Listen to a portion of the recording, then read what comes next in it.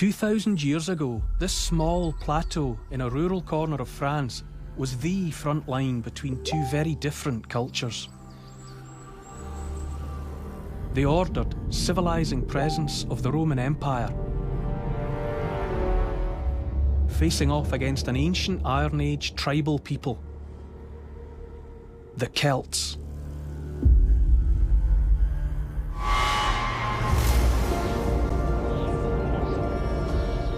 In Britain, we're never far from our Celtic past. The Celts seem to belong to a shadowy, wilder, more primal time than anything in more recent history.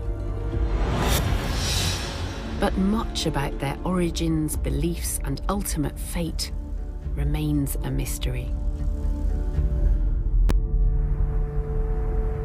But a story etched in vivid colour is how these powerful tribal people battled for survival against their arch-enemy, the Roman Empire. From the first Celtic raiding parties that rampaged through ancient Italy, to Julius Caesar's campaign in Gaul and the Celts' last stand under the warrior queen, Boudica. One of the greatest cultural conflicts that still defines our world today and reveals Europe's most enigmatic ancient people.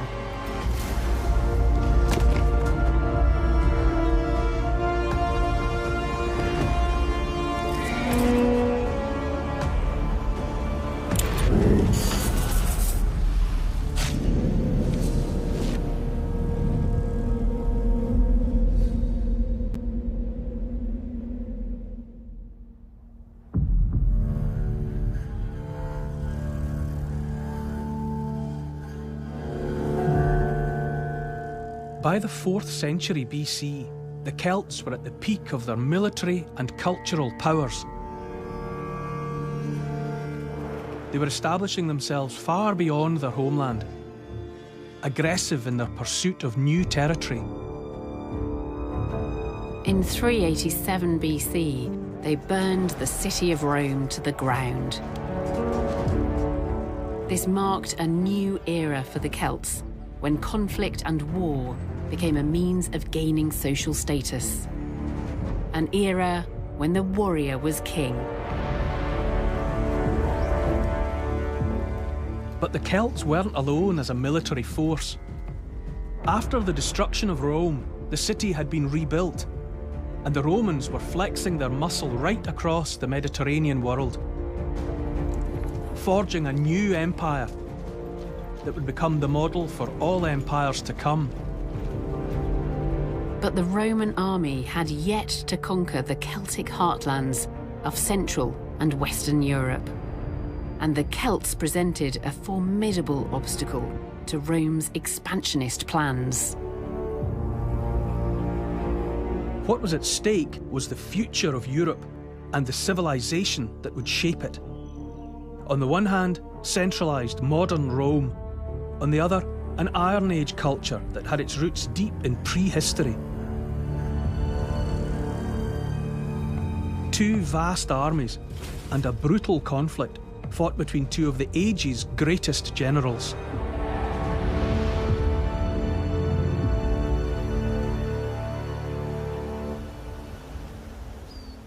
The Celts' new era will forever be associated with a tiny village that lies on the shores of Lake Neuchâtel in Switzerland. It's now perhaps the most famous name in Celtic history. Latin. Those are words writ large in every book about the Celts. For many archaeologists, they're a kind of shorthand for that period when the Celts were at the peak of their power and of their artistic achievement. There are objects, artefacts of Latin culture scattered across Europe, from Britain to the Balkans. It was their golden hour.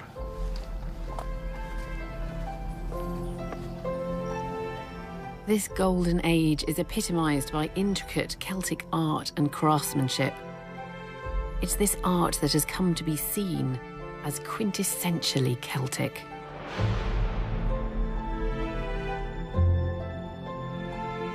But beneath that romance and beauty, there appears to be a much darker underbelly to Celtic culture. Savage customs and bloody brutality. In 1857, archaeologists excavating an ancient riverbed on the shores of Lake Neuchatel discovered the remains of an Iron Age wooden bridge. Surrounding the structure, they found an enormous hoard of Celtic artifacts, including swords, scabbards, and spearheads. In total, over 3,000 objects, all beautifully preserved in the mud. What they'd stumbled upon is believed by some archaeologists to have been a wooden platform used by Celtic warriors as a sacrificial altar to their gods. One where the victims of bloody conflict might have been ritually displayed.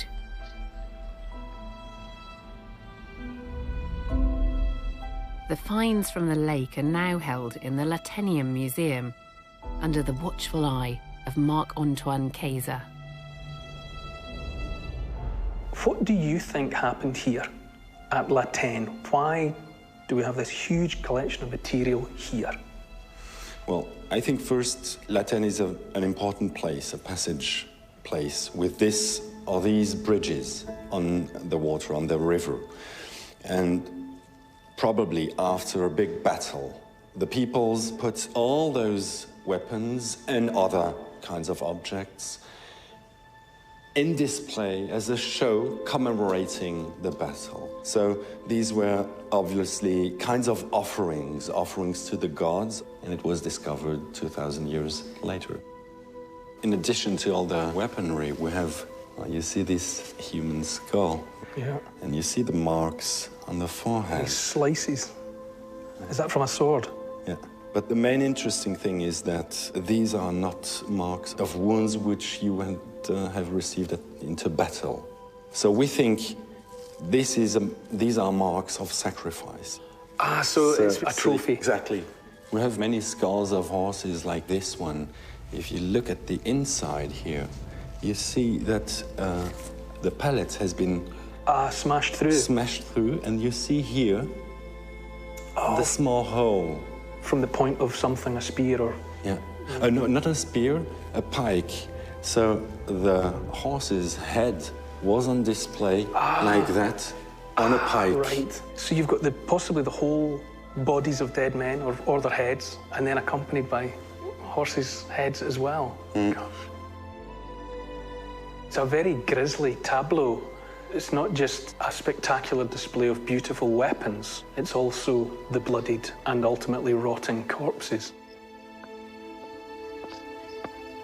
It's almost, well, it is theatrical. La Tène exposed a culture where war was a way of life, and where the tools of battle, beautifully crafted weapons, became a means of displaying a warrior's status.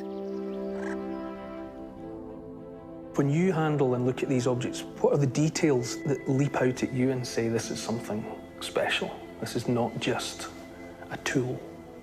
Well, if you take a look at the objects, and especially here, when you see the surface here, the treatment of the surface, which is quite particular. And then you have the decor, the figures which you see here. Every object, every sword, it is unique. And this was different then, to see weapons, but weapons that were also works of art. Mm-hmm. Since it's a way of life, you have to show all the art, all the beauty which you invest into your warlike occupation. So as well as being a tool of his trade, it shows his status, and the fact that the way in which he makes his living is almost an art. Mm-hmm. Yeah.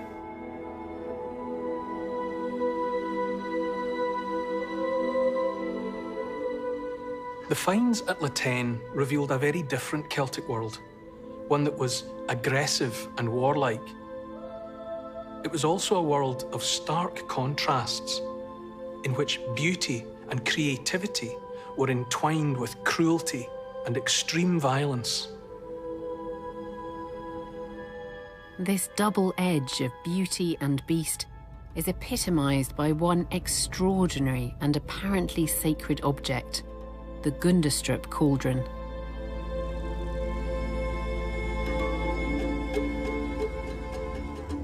Beaten into the silver are images of Celtic gods, strange beasts and rituals.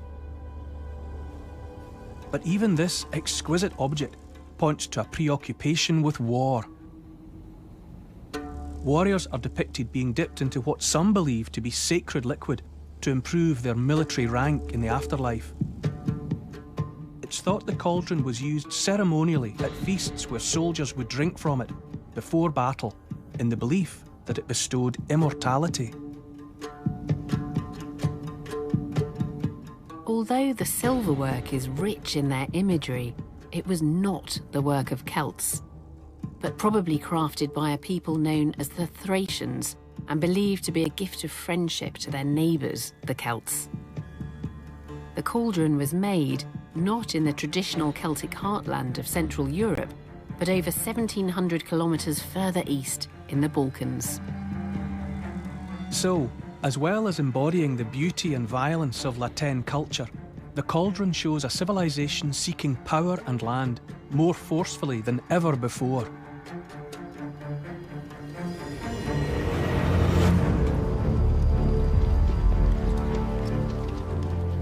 Where they had previously negotiated through trade, Celtic warriors and their raiding parties now seized slaves and luxury goods with the blade of a sword.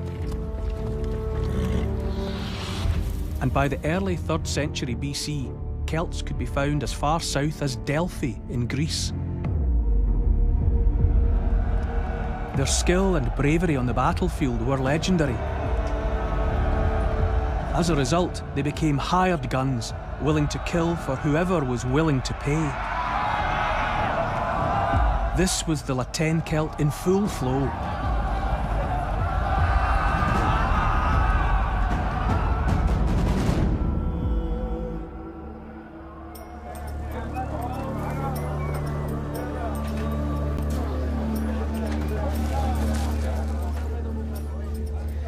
We think of the Celts as European people, traditionally originating in Central Europe during the Iron Age, but with new theories suggesting that they might have originated much earlier in Western Europe. But by the 3rd century BC, we know that they were here, in what is now Turkey. Alexander the Great once ruled these lands. But when he died in 323 BC, his empire started to crumble, leaving a power vacuum. Celtic raiding parties crossed from Europe into this part of Asia. And they came to the heart of Turkey, just south of modern-day Ankara. This was once Galatia, and its capital was Gordian. This is what I'm interested in. That flat-topped hill over there, that is the remains of ancient Gordian, the city that's famous for Alexander the Great having come and cut the Gordian knot there. But that's not why I'm here. I'm here because the Celts also settled in Gordian. And we know this from the Roman historian Livy. Gareth Derbyshire is an archaeologist who has been working at Gordian since 1998. So Gareth, when did the Celts arrive here in Gordian? Well, we don't know precisely when, but it would have been sometime in the mid to later 3rd century BC. And what were they doing here? Well, we know that from written sources that they were serving as mercenaries in various Hellenistic period armies. They were probably also looking for land for settlement, either taken by force or same kind of thing through diplomatic negotiations. So they were given free rein to come here and settle and then to raid around Asia Minor? That's the picture we get. What kind of evidence are you finding of their material culture? We're finding items that are new to this region and which are comparable in various ways with areas further west in Celtic Europe. For example, in the lower town, very dramatically, we're finding human and animal remains mixed together with signs of violence, broken necks, beheadings, etc., which again, you know, they're attested in various forms in areas to the west, areas that are known to have been Celtic-speaking. Classical historians associated the Celts with violent death rituals, and at Gordian, archaeologists think they found evidence of gruesome, possibly Celtic practices. The skeletons here are some of the human remains from the site at Gordian. They're a bit odd. This woman is about 30 to 45 years old. If we look at the back of the skull here, the side of the skull, you can see this depression. So that is a blunt injury. She's been struck on the head, and we can imagine that this probably was the cause of death. So somebody who died a violent death.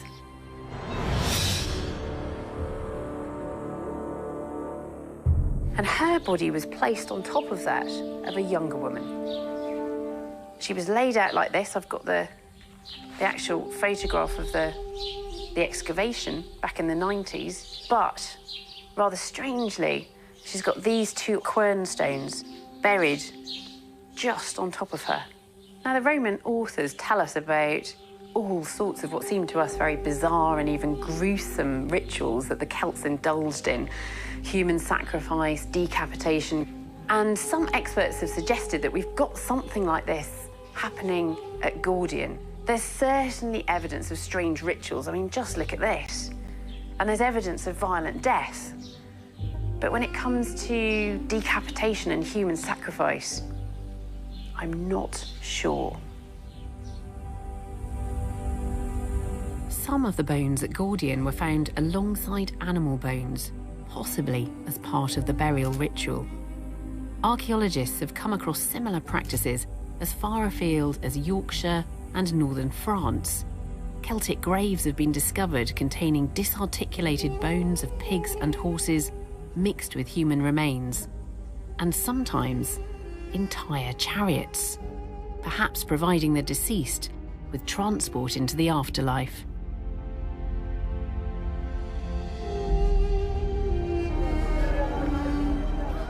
Death rituals played a central part in Celtic civilization. But these ancient people were now being confronted by a very different power. A structured, ordered culture with a conflicting idea of what civilization meant. Galatia represents the easternmost extent of the Celtic world, but by the 2nd century BC, the Celts here were coming under pressure from the expanding Roman Empire. And we learn from Livy that in 189 BC, a Roman army came to attack Gordian and ended up fighting the Galatians in the mountains. And within a century, Galatia would be subsumed into the Roman Empire. Since their defeat at the hands of the Celts in 387 BC, Rome had been rebuilt and was now the fastest developing power in Europe.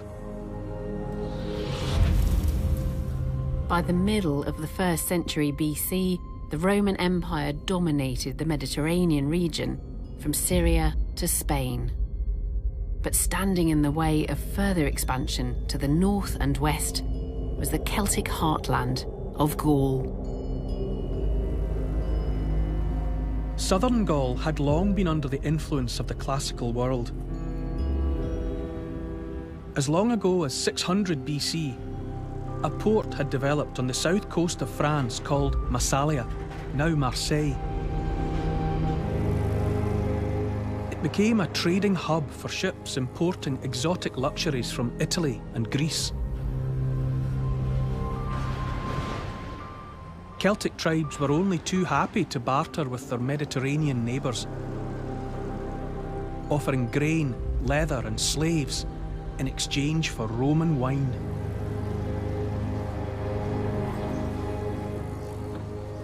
But these two very different worlds of the Celts and Romans were now about to collide. In 58 BC, the job of subjugating Gaul was assumed by the most famous Roman of all time, the seasoned general, Gaius Julius Caesar. Caesar was an inspirational leader. He was a fighting man. His cunning and daring had earned him the respect of his men. He was confident of his own decisions, while at the same time able to take advice from his centurions. But he had plenty of enemies back in Rome, where he faced allegations of political corruption. A stunning victory here in Gaul would enable him to go home a war hero. But Gaul was a treacherous land populated with warring and infighting Celtic tribes. Caesar set about crushing those hostile to him, while cementing alliances with others more accepting of Roman control. The Roman Empire had forged trading connections with Celtic tribes for some time. One tribe in Gaul in particular had had a lucrative formal arrangement with them for almost 100 years. This is Bibracte in Burgundy, nearly 300 kilometres southeast of Paris. It was once the territorial capital of one of the most powerful Celtic tribes in Gaul, the Aedui.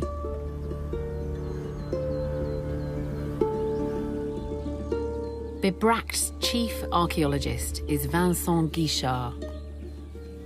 What was the relationship between the Aedui and the Romans before the conquest? We've got trace of a military treaty between the Aedui and Rome. And why would the Romans take that step? Why would they sign a document with a neighbour? The territory of the Aedui in modern-day Burgundy is just midway between the Mediterranean and the North Sea. So it's a really key location along two main rivers, which are the Saône River and the Loire River.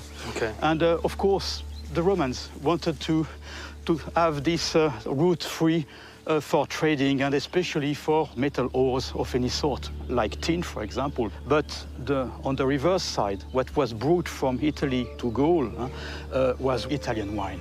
It's that traditional model of alcohol, of all things, greasing the wheels of commerce and bringing people together. The Gauls were trapped by their taste for Roman wine. And I suppose it's easier, isn't it, from the Roman point of view, rather than go in and fight and conquer, if you can just softly get involved with the people who have the things that you want, then it's less effort and less expense. Make business. Business can make a lot, and that's what they did, actually. And yet, with his invasion of Gaul, Caesar effectively tore up the treaty. His aim was to bring the more troublesome Gallic tribes, with their barbaric rituals, under control, to assimilate them into the civilized Roman Empire. By 53 BC, 5 years into his campaign, he believed the job was almost done. The savage Celt he boasted had been tamed.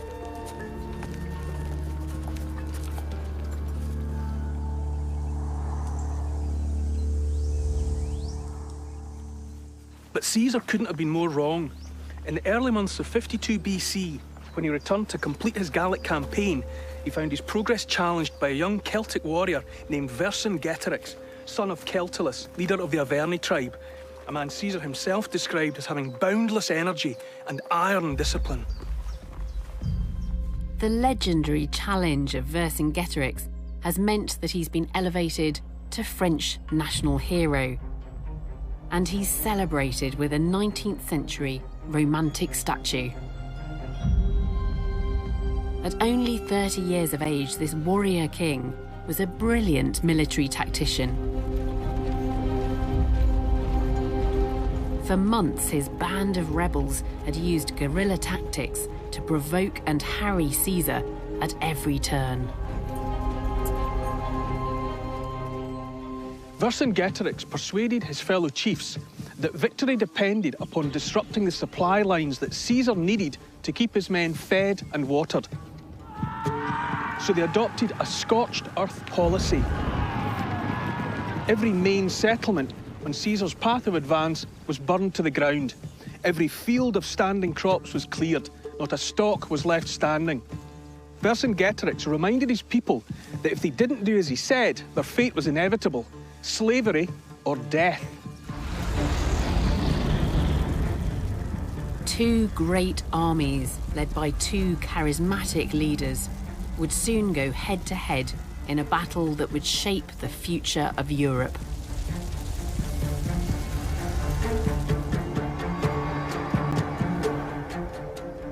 Vercingetorix was a warrior from the Celtic Golden Age of Latène. Yet almost everything we know about him comes from the campaign diaries of his arch-enemy, Caesar. But there's one place, nearly 40 kilometres northeast of Frankfurt, that gives us a sense of how the Celts themselves depicted their leaders. We have plenty of images of Julius Caesar, but we don't know what Vercingetorix looked like. The most famous image of him is a 19th century statue, but it's more romantic than accurate, I think. But in 1996, an incredible discovery was made in a field just here in Glauberg in Germany.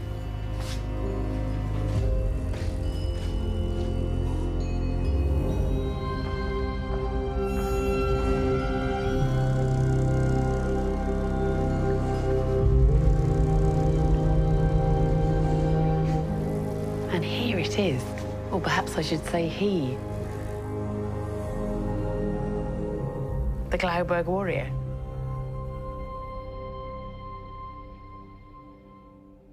Isn't that wonderful? I'm going to get up here and get a better look. So I'm looking right into his face. He's got this astonishing headgear. Some people have suggested that this is a mistletoe leaf. I'm not sure. It's just an odd-looking helmet.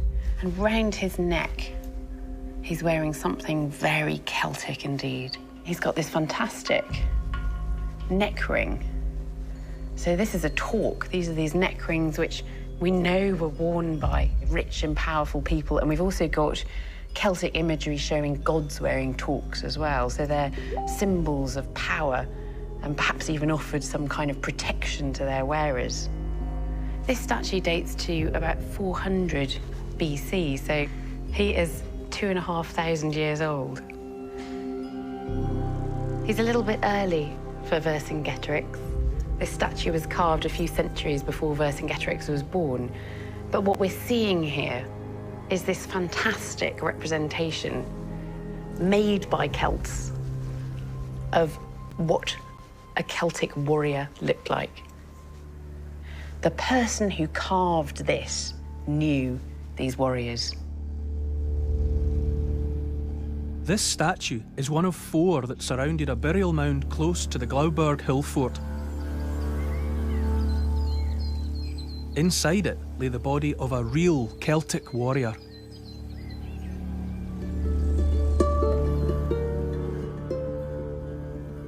And these are the remains of the person buried underneath that mound. We can tell quite a bit about this individual from analysis carried out on the bones and the teeth, and in particular looking at his teeth, we can see that there's some wear on those. You can tell that this is quite a young individual, perhaps in his 20s when he died. But really it's what was buried with him that is absolutely astonishing. This is quite clearly the grave of somebody who was very high status, essentially Glauberg royalty.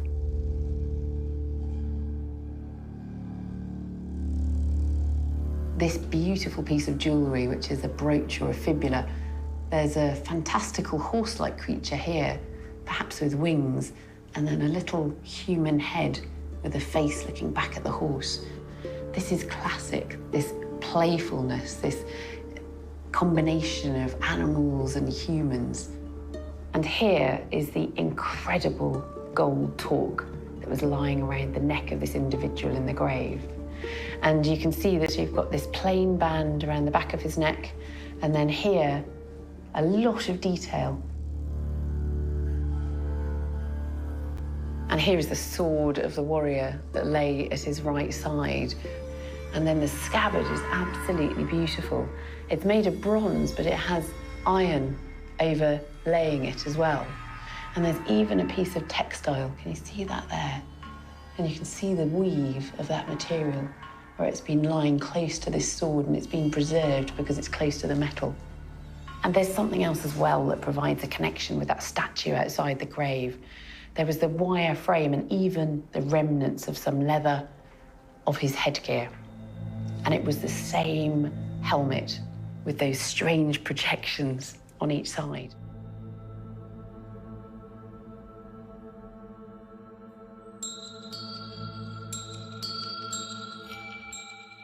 The lavish grave goods buried with this young man, his stunning jewellery and that beautifully decorated sword, tell us that he was a person of extremely high social standing.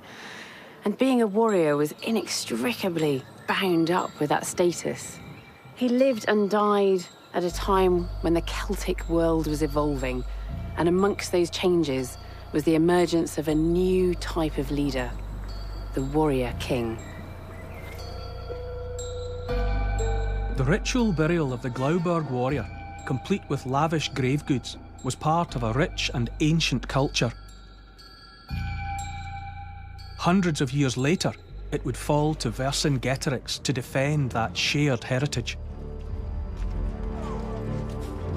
In the spring of 52 BC, leaders of the Celtic tribes convened to agree a strategy for the survival of Gaul.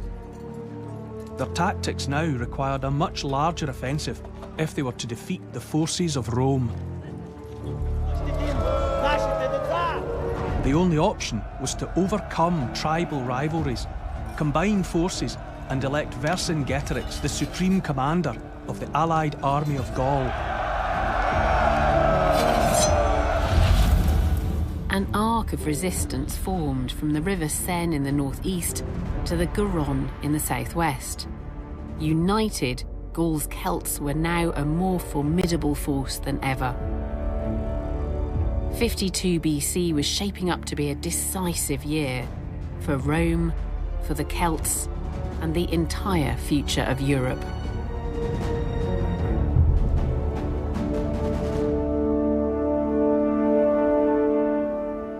By the summer of 52 BC, Vercingetorix and his army of 80,000 men and 15,000 cavalry were in position on top of a huge Celtic hill fort, or oppidum, called Alesia, in the heart of Gaul. After a bloody skirmish with the Roman army, Vercingetorix commandeered the Heartland fortress, home of the Mandubii tribe. Caesar had pursued him and was now positioned on the plain below. But Alesia provided Vercingetorix with an ideal vantage point. Vercingetorix had every confidence in his decision. The plateau at the top is fully 400 feet above the plain below. There are sheer cliffs at one end. By the standards of the day, Alesia was all but impregnable.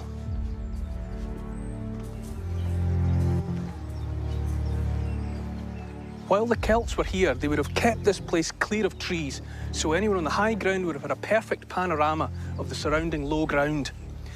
The hill is further cut off from its surroundings by two gorges, two valleys running either side, cut by rivers.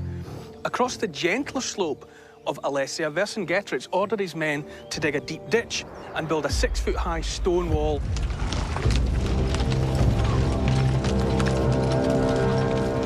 Now safely inside this apparently impregnable fortress, Vercingetorix must have believed he held the upper hand.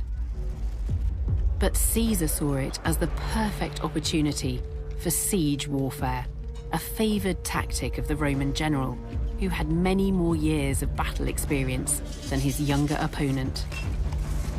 By surrounding Alesia, he could trap the Celtic rebel army and their Mandubii supporters inside the stronghold, cutting them off from vital communication and provisions. he now had Vercingetorix exactly where he wanted him. The area was cleared, the trees logged. 3.5-metre-high palisade walls were erected and studied with observation watchtowers. Caesar's plan was for the fortifications to eventually run 18 kilometres around the entire plateau.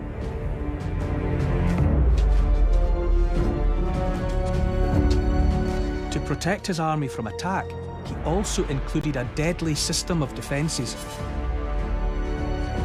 Mike Loades, an expert in ancient military strategy, has been researching the battle tactics. How did the Romans prepare the ground, Mike?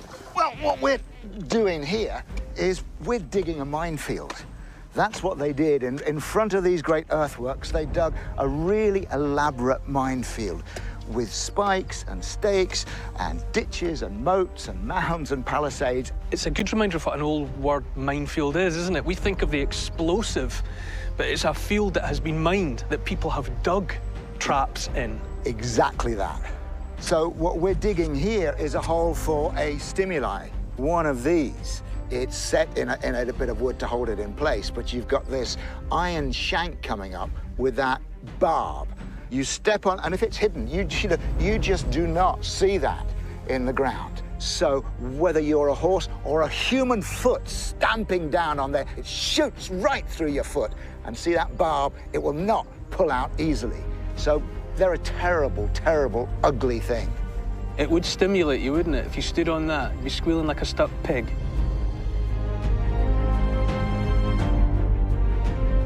Inside this defensive line were moats and ditches that the Celts would first have to cross. And after the water-filled ditches, the booby traps, you run onto this forest of sharpened stakes. Yeah, they're very simple. They're called sipi, and I mean, they're kind of groin height for a man and chest height for a horse. So men would come with shields, protecting men while they cleared a path through here. So they'd be slowed. But slowed is important because up there you've got archers, you've got slingers, you've got javelin men. Up there you've got ballista, catapulta, scorpion, all these great throwing engines. And these guys would be bombarded with missiles. Another problem, I suppose, for the Celts up there far away on their hilltop is to even begin to conceive of the connected scale of what Caesar's got in mind down here. Absolutely, and that's one of the interesting things about coming to the place, is you see the scale of it.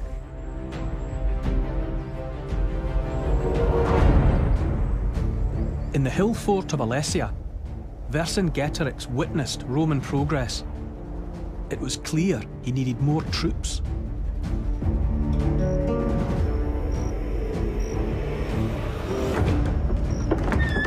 Under cover of night, he released a group of riders to summon help from across Gaul before Caesar's defences were finished. On their arrival, the Celtic relief force would attack the Roman army from behind.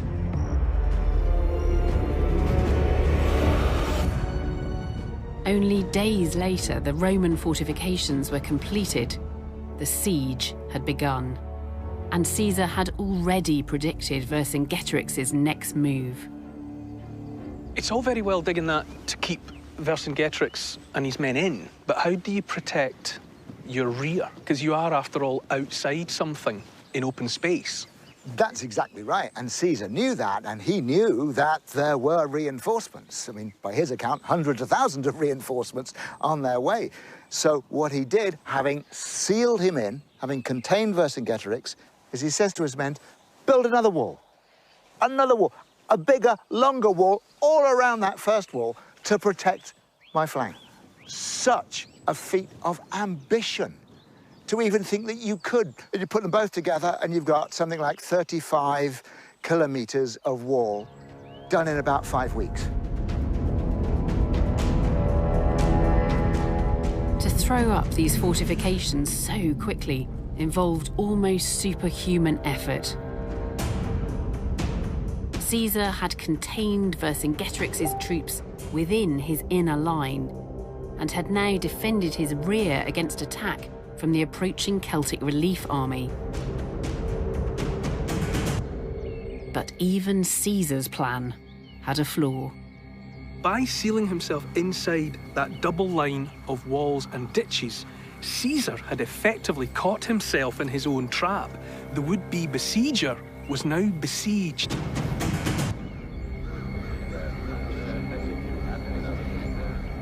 Vercingetorix, also trapped in his hill fort, had to wait for the arrival of the relief force before he could attack. The question was, would his food and water last?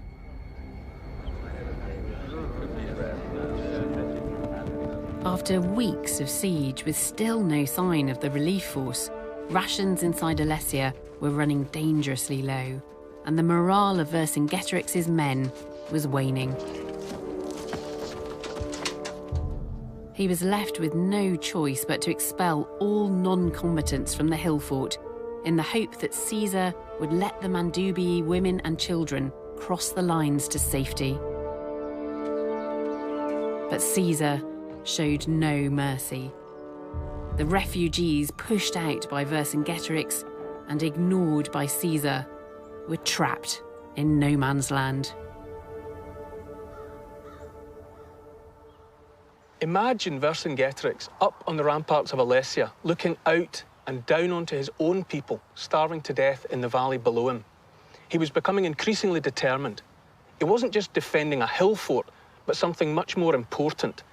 This was a fight between centralised modern Rome and an ancient Iron Age culture that had roots stretching deep into prehistory. What was at stake was an entire way of life that the Celtic tribes had carried with them into the classical age.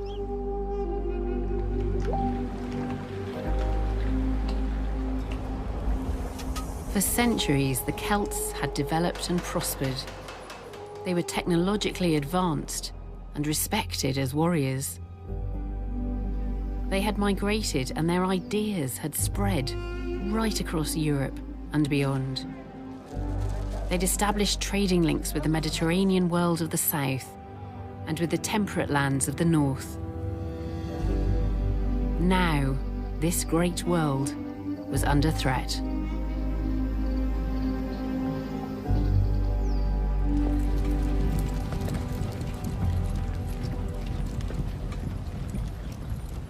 By October 52 BC, after months of standoff, a vast Celtic army was seen massing on that string of hills rising in the west.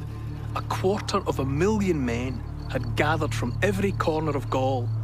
Surely just the thought of them, far less the sight of them, would have been enough to make the Romans turn and run.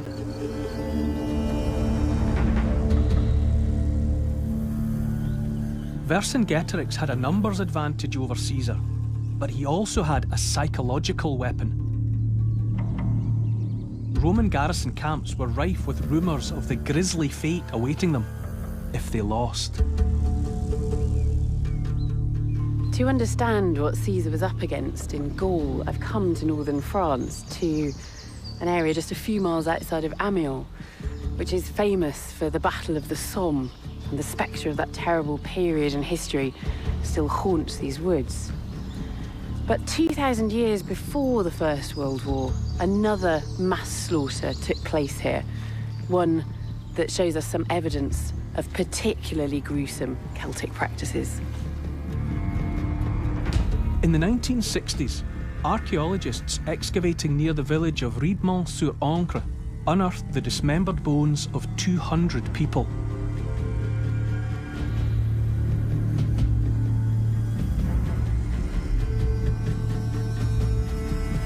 They believe that the bodies were the result of an intertribal conflict, and their treatment bore the signs of Celtic ritual. These are just a few of the thousands of bones discovered at this Celtic sanctuary site at Riedmont. And many of these bones bear evidence of violent injuries. Here's a pelvis, and you can see here that something, probably the point of a spear, has made several holes in this bone. There are other cut marks. This is a humerus, an arm bone, and here's another blade injury right at the top, just under the shoulder. And here's a a collarbone, and you can see quite clearly along that where a blade has come down on that surface, leaving marks on it. But what is conspicuously missing is any evidence of heads, of skulls. And we see the reason for that in the bones themselves. This is the skeleton of a young man who died in his 20s.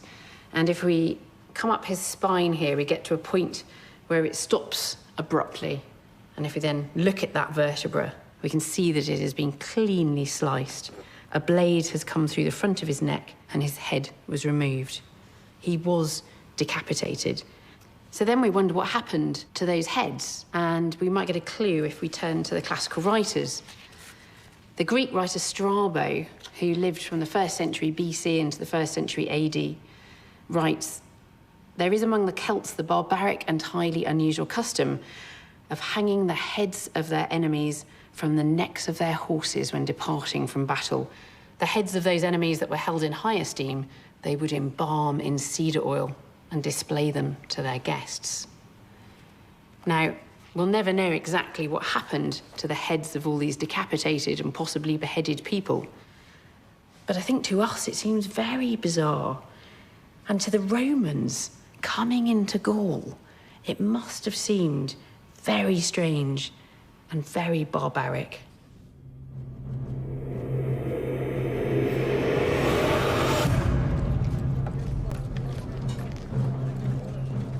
At Alesia, Caesar knew he would need a combination of tactics and luck if he was to avoid ending up with his own head hanging from a Celtic horse. 250,000 Celtic warriors were gathered, overlooking the Roman army, waiting to launch their attack.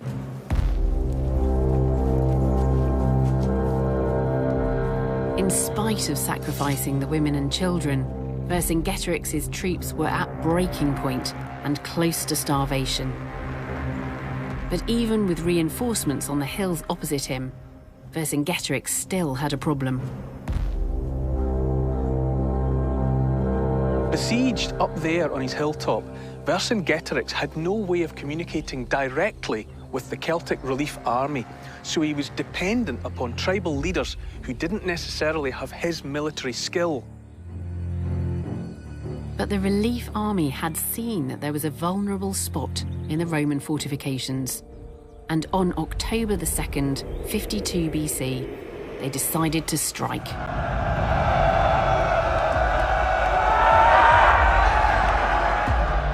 Around noon, 60,000 Celtic warriors launched an attack. Their target was a Roman garrison up here on Mount Rhea, the northwest corner of Caesar's defences. The steep slopes here had prevented the Romans from digging proper ramparts and ditches. It was a weak point in their defences. The Celts knew that and closed in for the kill.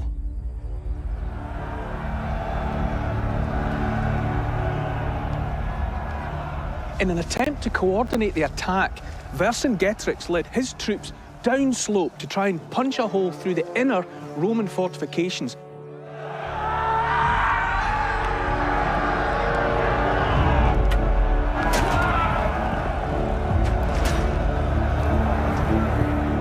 His thinking was that such a move would leave the Roman troops no alternative but to fight in both the front and in the rear. So wave after wave of Celtic warriors smashed against the Roman defences. The stakes could not have been higher. For Caesar, this was his chance to secure the title, conqueror of Gaul. Whereas Vercingetorix was fighting for his homeland. And there are new ideas about how the Celtic warriors might have fought this decisive battle. The Roman writers make a big deal about the Celts being an undisciplined, unruly, wild mob. Is that right? The Celts did go into battle with great cries and shouts, but once they're fighting, I think it would look more like this, because you wouldn't survive for 2 minutes on the battlefield unless you had some military discipline. So although it's not hundreds of men all working together to the beat of a drum in maybe the Roman fashion, it's nonetheless small, tight units who are paying attention to one another and working as a group. Exactly. That whole thing, you said they're wild, slashing barbarians. Everyone talks about the Celtic sword being a slashing weapon.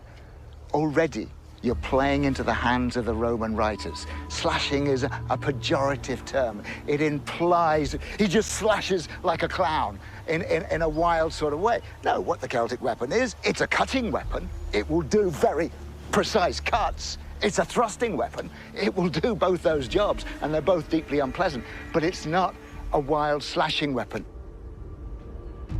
The spear, for instance, this was really the primary weapon. So rather than the sword? Yeah, I mean, the swords were a relative rarity. They were high status, but they were relatively rare. More people would have this because it's so versatile. It gives you reach in battle. It gives you an ability, look at that edge. It gives you the ability to cut and scythe at hamstrings and legs and the backs of horses. So it's a martial art. It's a martial art, and the Celts were professional martial men. As the fighting continued, the Romans desperately shored up their defences. But the Celtic relief army, attacking from the rear, was breaking through. Sensing victory, Vercingetorix's warriors on the other side pounded the Romans' inner defensive line. Caesar was on the brink of defeat.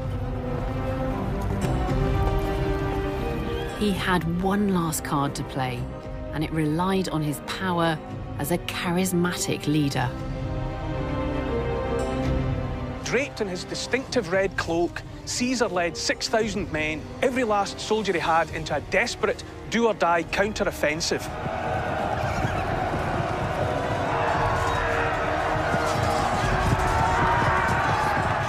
The sight of Caesar entering the fray re-energised the men, and a cheer erupted from the legionaries as they gave everything to one final push.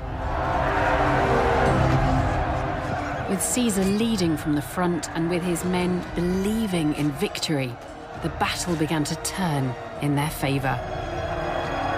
Caesar boasts in his memoirs how his troops forced the Celts to flee across the battlefield. Vercingetorix watched the final defeat from the hill fort. Still besieged, he was left with two options: to surrender or die. He left the decision to his war council.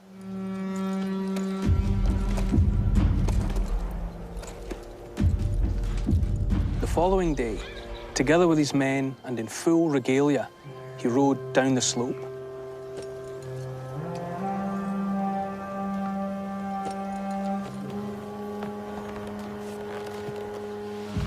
Legend has it that he leapt from his horse, threw down his arms and said, "Here I am, a strong man, defeated by an even stronger man." The freedom fighter had finally been outwitted by the wily old strategist. The golden age of the Celts was over.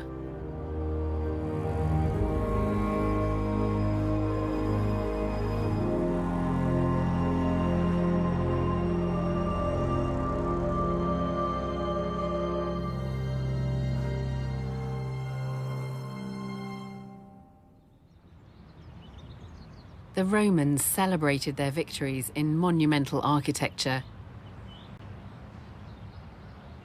This is the Triumphal Arch in Orange, in the south of France.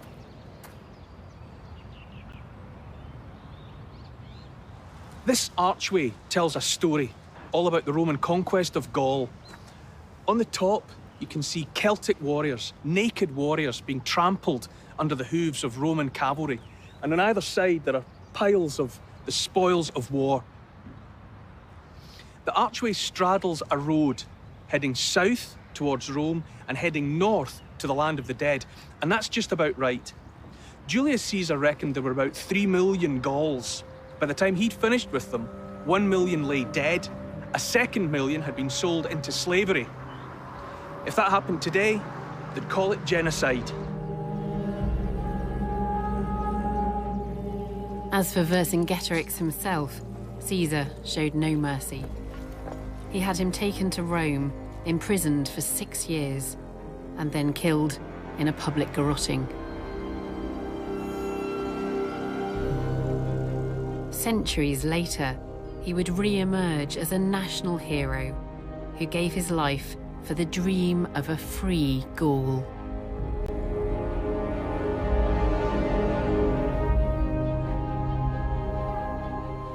Caesar's victory at Alesia was a defining moment in European history.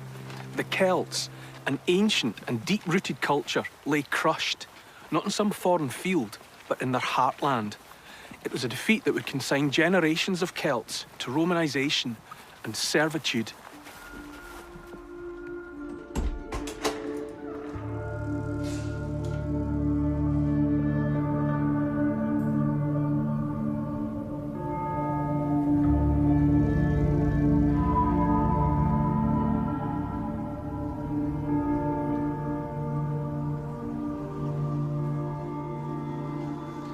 This statue is known as the Vashur warrior.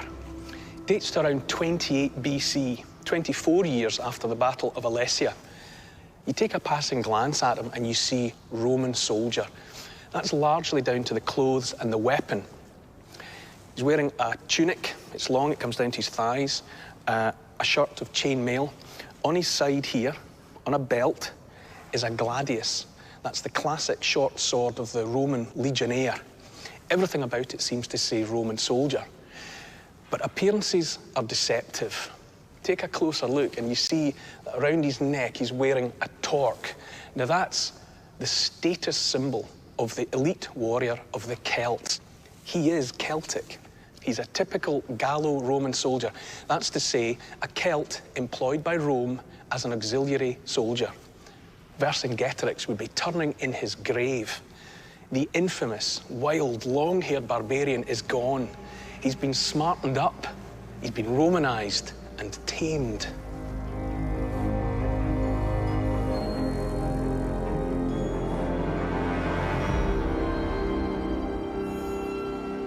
It looked like the end for a great culture that had once stretched from Turkey to France. But the Celts weren't quite finished yet. By 51 BC, not long after the Battle of Alesia, Bibracte was sufficiently Romanized that Julius Caesar himself came to stay while he was writing The Conquest of Gaul. It's one of the great histories of the Roman Empire. He may even have written some of it in one of these rooms. In that book, as well as writing about the campaign, he also described 2 exploratory expeditions that he made in 55 and 54 BC to a mysterious island across the sea he called Britannia. It's the first detailed eyewitness account we have of Britain and the people who lived there.